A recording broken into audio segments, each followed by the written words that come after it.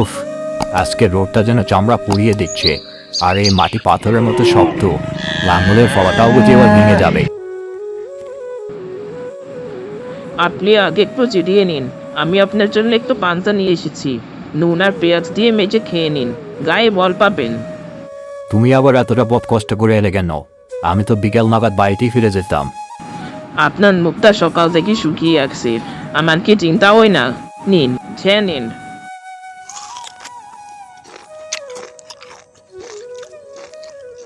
আহ, কি শান্তি! কিন্তু এই সামান্য পান্তা দিয়ে কি আর পেট ভরে সালমা?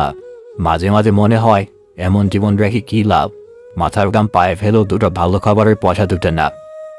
এমন কথা বলতে নেই, আমাদের যা আছে তাই অনেক। সৃষ্টিকর্তা নিশ্চয়ই একদিন আমাদের দিকে মুখ তুলে চাইবেন। সেই দিনটা কবে আসবে সালমা? আমাদের এই ভাঙা ঘরে বর্ষার সময় পানি পড়ে, একবেলা খেলে আরেকবেলা খেতে পারি না। আর কতদিন চলবে এভাবে? মহাজনের টাকা শোধ করতে না পারলে জমিটাই নিয়ে নেবে। তুমি বাড়ি যাও, আমি আসছি। হে সৃষ্টিকর্তা, কোনো একটা উপায় বের করে দাও। আর যে পারছি না, এই পাথরের জমিতে আর কতকাল লাঙ্গল ঠেলবো?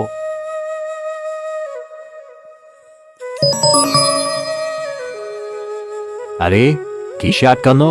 পাথর নাকি? এ কি? এ তো কোনো গাছের শেকড় মনে হচ্ছে। কিন্তু এখানে তো কোনো বড় গাছ নেই। এই শেকড়টা আসলো কোথা থেকে? তারপর আকাশ মাটি সরাতে থাকে এবং শিকড় অনুসরণ করে এগিয়ে যায়। তারপর সে জমির এক কোনায় ঝোপের মাঝে অদ্ভুত এক গাছ দেখতে পায়। এ কেমন গাছ? শিকড় এত বড় আর গাছটা এত ছোট। কিন্তু এর পাতাগুলো কেমন সবুজ আর নকশা করা, প্রতিটা পাতায় যেন নিখুঁত। ইস, পাতাটা ছিঁড়তে মনটা কেমন খসখস করে উঠল। কি জানি কেন। যাই হোক, আজ যদি বাড়ি ফিরে দেখতাম এক হাঁড়ি পোলাও রান্না করা আছে, তাহলে কি ভাবে না হতো?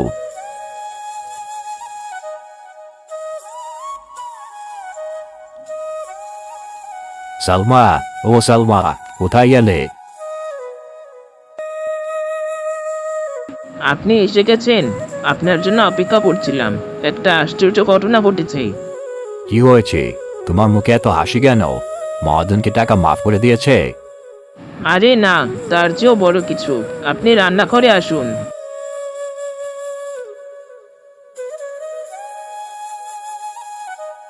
এ কি? আমাদের মাটির হাঁড়িতে পোলাও আর ওই বাড়িতে মুরগির মাংস কষা, এসব এলো কোথা থেকে? তুমি কার বাড়ি থেকে এনেছো? আমি আনিনি, আমি তো আপনার জন্য অপেক্ষা করছিলাম। হঠাৎ রান্নাঘর থেকে সুন্দর গন্ধ বেরোতে লাগলো। এসে দেখে আমাদের খালি হাঁড়ি পাতির ভর্তি। বললো কি? কিভাবে সম্ভব? আমি তো আমি তো শুধু ভাবছিলাম। তারপর তার মনে পড়ে যায় মাঠে বলা কথাগুলো। সালমা, এই পাতাগুলো দেখো। কি সুন্দর পাতা, এমন তো কোনোদিন দেখিনি। কোথায় পেলেন? মাঠে একটা অদ্ভুত গাছ পেয়েছি, সেখান থেকে চিড়ে এনেছি। আমার মনে হচ্ছে এই পাতার জন্যই। কি বলছেন আপনি? একটা পাতার জন্য এত খাবার এসে যাবে? আপনার কি মাথা খারাপ হলো? তাহলে তুমি বলো, এসব কিভাবে এলো? আমি মাঠে এই পাতাগুলো ছেঁড়ার পর মনে মনে একটু ভালো খাবারের কথা ভেবেছিলাম। আপনার কথা শুনে আমার কেমন ভয় করছে। এই নিশ্চয়ই খারাপ কোনো কিছু তার সাথে। যাই হোক, এখন তো খাবার সামনে আছে, আগে খেয়ে দেখি। যদি পেট ভরে তাহলে বুঝবো সত্যি।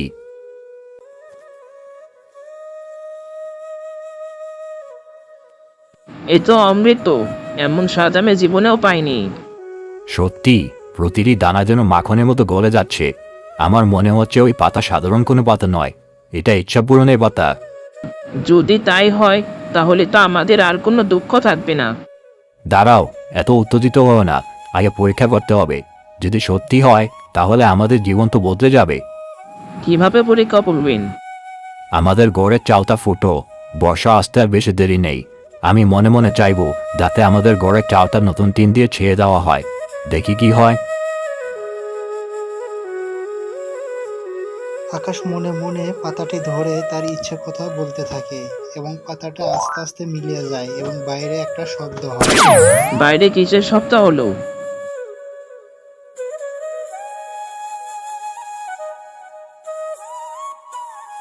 এ আমি কি দেখছি? আমাদের ঘরের চালের জায়গা নতুন টিনের চাল। এ সত্যি? আমাদের আর কষ্ট থাকবে না, আমাদের দুঃখের দিন শেষ। কিন্তু এই গাছের কথা যেন কাকপক্ষিত না জানে, জানাজানি হলে কিন্তু বিপদ। না না, আমি কাউকে বলবো না, আমার মুখ আমি সেলাই করে রাখবো।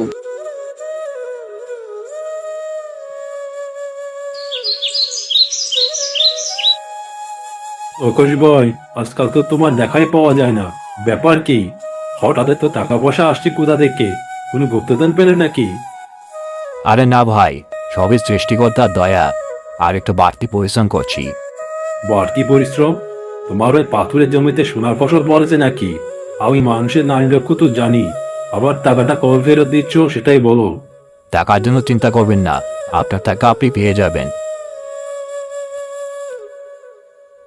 এই নিন, আপাতত এটা রাখুন, বাকিটা সামনের সপ্তাহে দিয়ে দেব। বাহ, একেবারে নতুন কর করে নোট, তাজ্জব ব্যাপার। যাক, দিলে ভালো হলো, কিন্তু আমার চোখ কিন্তু তোমার উপর রইলো আকাশ।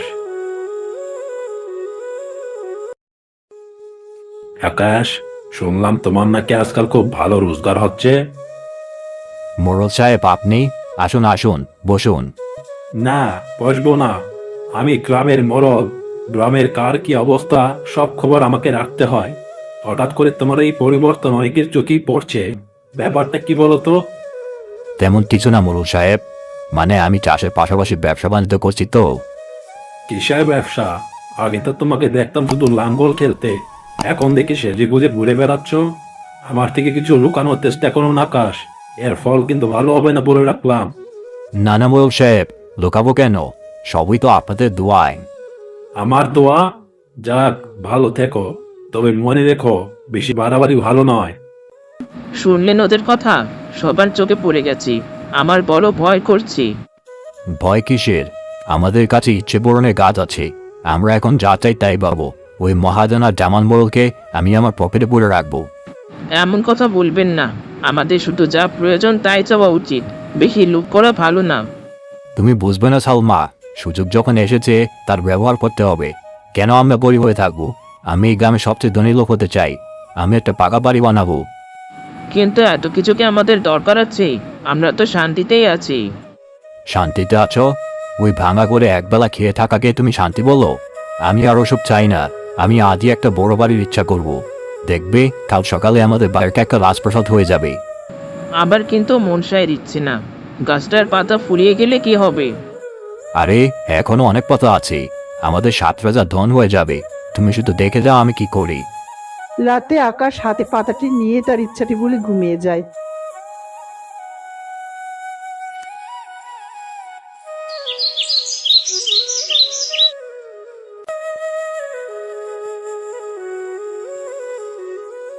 একে করেছেন এত বড় বাড়ি? আমাদের ছোট্ট গ্রামটার মধ্যে এত বড় একটা বাড়ি দৈত্যের মতো লাগছে। দেখলে, বলেছিলাম না? এখন এসো, ভেতরে এসো, দেখি ভেতরটা কেমন হয়েছে।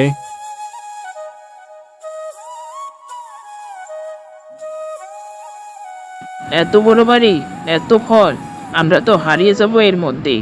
আমার দম বন্ধ হয়ে আসছে। কি যে বলো না, অভ্যেস হয়ে যাবে। আজ থেকে আমরা এই গ্রামের রাজা রানী।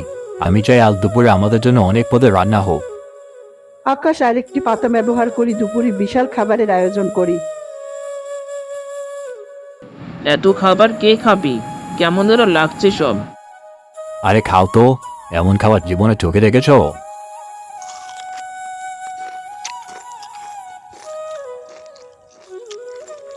আহ, কি স্বাদ! কিন্তু আমার পেটটা কেমন মোচড় দিয়ে উঠল। আমারও পেটে ভীষণ যন্ত্রণা হচ্ছে, মরে গেলাম। এ কি হলো? এত ভালো খাবার কে এমন যন্ত্রণা কেন? পাতাটা কি কাজ করলো না? আমি বলেছিলাম লোভ করবেন না, দেখুন কি ফল হলো। ভালো খাবার চেয়েছিলাম, কিন্তু এখন অসুস্থ হয়ে গেলাম। কিছুক্ষণ পর তাদের ব্যথা কমে আসে। ধুর, এটা নিশ্চয় হজমে গোলমাল, আর কিছু না। আচ্ছা, এবার আমি অন্য কিছু চাইবো। আবার অনেক সোনা দামা চাই, সিন্দুক ভর্তি হিরে জহরত। না, আর কিছু চাইবেন না, আমার ভয় করছে। তুমি চুপ করো, আমি যা বলছি তাই হবে। আকাশ গাছটি থেকে আরেকটি পাতা নিয়ে ব্যবহার করি। ঘরের কোণে রাখা সিন্দুক ভর্তি হয়ে যায় সোনা দানায়। দেখলে দেখলে, আমরা এখন কত ধনী, এই সোনা দিয়ে আমি পুরো গ্রামটা কিনে নিতে পারবেন। এই সোনাদানা দিয়ে কি হবে যদি আমরা শান্তিতে থাকতে না পারি? রাতে তারা নতুন দামি বিছানায় শুয়ে পড়ে, কিন্তু তাদের ঘুম আসছিল না। ঘুম আসছে না কেন? আমারও চোখে ঘুম নেই, খালি মনে হচ্ছে এই বুঝে চোর ডাকাতের লোক। ওই সিন্ধুকের ঘরটার দিকে বারবার কান চলে যাচ্ছে। আমারও তাই মনে হচ্ছে। দরজায় একটু শব্দ হলে বুকটা ধরাস করে উঠছে। আমাদের পুরনো ওই ভাঙা ঘরে তো ভালোই ঘুমাতো। তখন আমাদের হারানোর কিছু ছিল না, তাই ভয়ও ছিল না। এখন সব থেকেও শান্তি নেই।